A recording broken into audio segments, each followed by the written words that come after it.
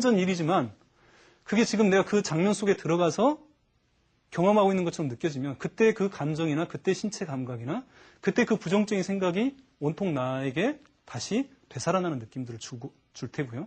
반대로 엊그제 있었던 일이지만 힘들었던 일이지만 지금은 내가 멀리 떨어져서 객석에 앉아서 혹은 먼 소파에 앉아서 내가 그 장면을 관찰자로 지켜보고 있다고 한다면 과거의 나와 힘들었던 나와 현재 내가 분리되어 있다고 느낀다고 한다면 그때 그 감정이나 신체의 느낌 그리고 생각들이 좀 더 옅어지게 되겠죠.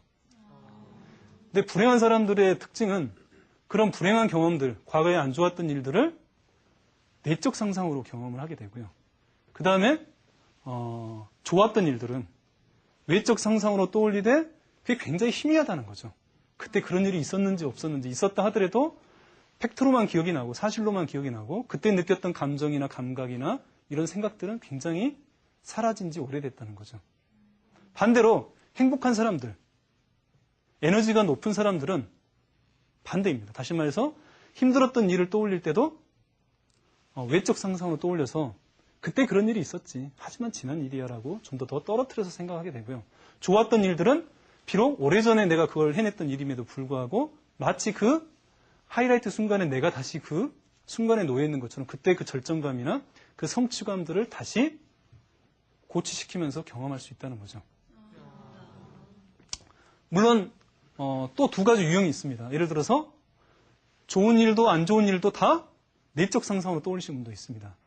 그러니까 좋은 일을 떠올려서 굉장히 에너지가 고양이 되지만 안 좋은 일도 내적 상상으로 떠올려서 굉장히 에너지가 상승과 하강을 교차를 하게 되죠. 마치 조울증처럼 기분이 좋다가 기분이 굉장히 급하강하는 것처럼 이렇게 상상의 관점에 따라서 에너지였던 그런 변화들이 기복이 심할 테고요. 반대로 좋은 일이든 안 좋은 일이든 다 외적 상상으로 떠올리시는 분도 있습니다. 그러니까 좋은 일을 떠올려도 별로 그 감흥이 느껴지지 않고요.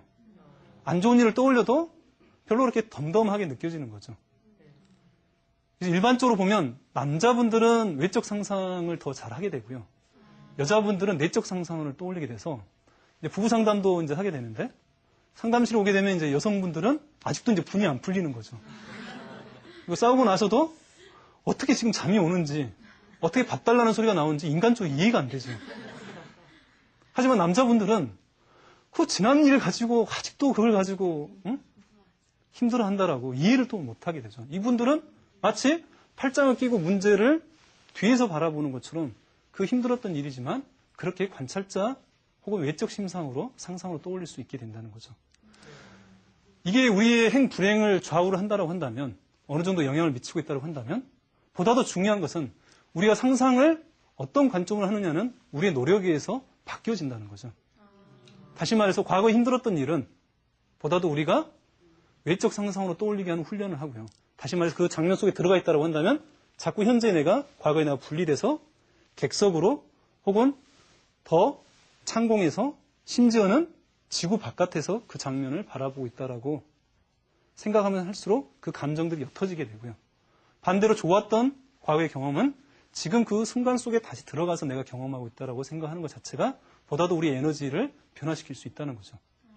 상상을 하더라도 우리가 긍정적인 상상들을 하는 경우에는 그냥 이렇게 현재 나와 과거의 내가 분리가 되는 게 아니라 바로 내가 원하는 그 장면 속에 내가 지금 현재 그 느낌들을 체험하고 있다라고 상상 속으로 하기 때문에 하는 게 중요하고요. 그렇기 때문에 상상 속에 나를 던지는 게 필요한 거죠.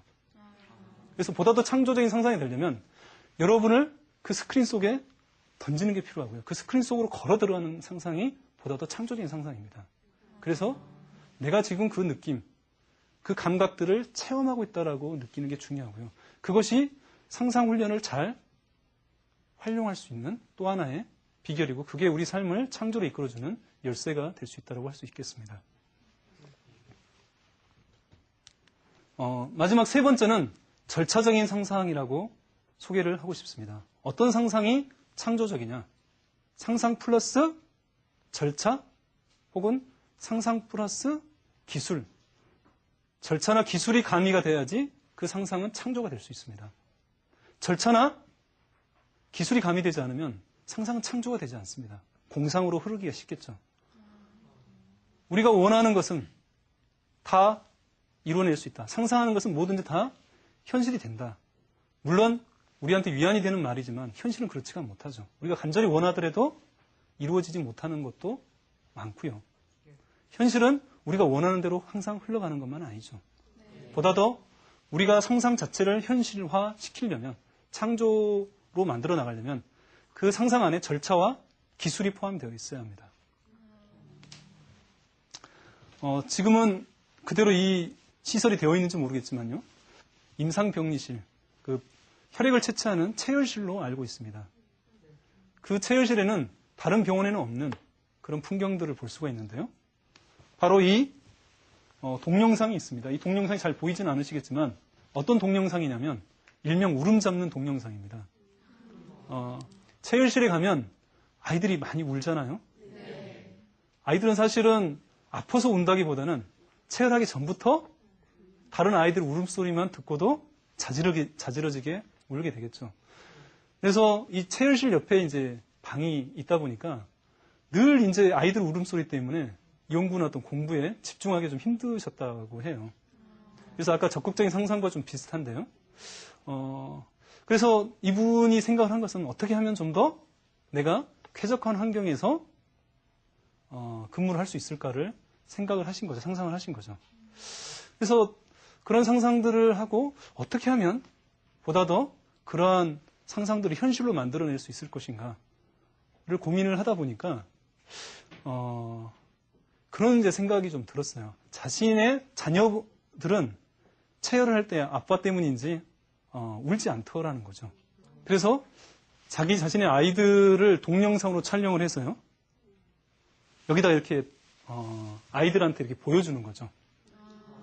그래서 울지 않고 아이들이 혈액을 잘 채취하는 모습을 보니까 아이들이 그걸 보고 덩달아서 보다 더 불안해하지 않고 혈액을 보다 더 채취하는, 물론 이제 부수적인 어떤 그런 요소도 있습니다. 뭐 제가 직접 들은 건 아니지만 울지 않는 게 좀 중요하기 때문에 캔디 주제가를 삽입을 좀 시켰고요. 그리고 이제 물론 이제 울지 않는 아이한테는 캔디도 실제로 주기도 하고, 이런 걸 통해서 실제로 굉장히 아이들이 많이 울지 않고 체열을 하게 됐다는 거죠.